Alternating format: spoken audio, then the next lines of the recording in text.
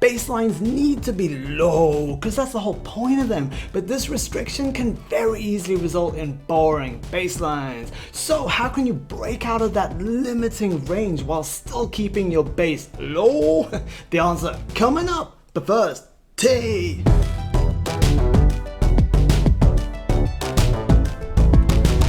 Music makers, I'm Kate Harmony, this is Ray Harmony, and welcome to Hack Music Theory. This channel helps you make great music that stands out so you can get discovered. The theory hack in today's video is from the new single One by One by the artist Rationale. Quick but crazy story for you. So when we were swiping through the New Music Friday playlist on Spotify this morning to decide on what song to hack for this video, we swiped and the new Rationale single came on and I was like, wait, what the? That's my old student from London.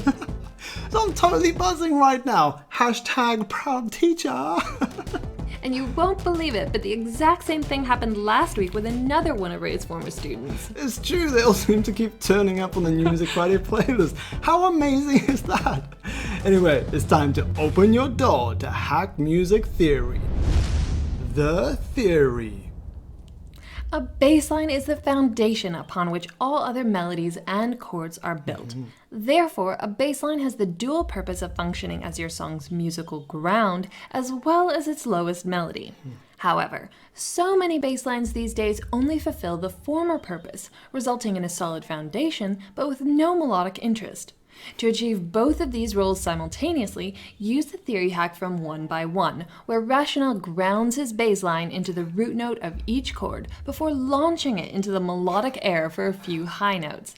This creates an awesome 2-in-1 bass line that carries out both its foundation and melodic duties. The hack. For the sake of this lesson, our example is very similar to the original song. Instead of copying the song though, have fun exploring how you can use this theory hack creatively with your own musical personality so it sounds like you. Step 1. Ground. Set up 2 bars of 4/4 with your grid set to 16th notes and your tempo set to 94 BPM. Next, you need to choose 4 chords from a minor key. And the original song is in E minor, so we'll just stick with that.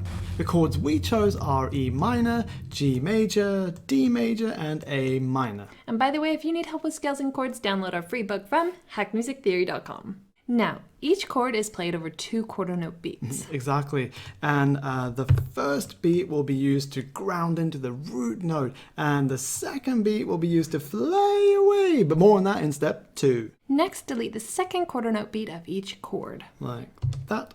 And then over the first quarter note beat of each chord, play the root note a couple times with a rest in between.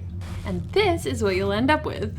And be sure to play 1 root note of each chord on an offbeat 16th note like this one here. That's called syncopation, and it's really going to add some extra groove.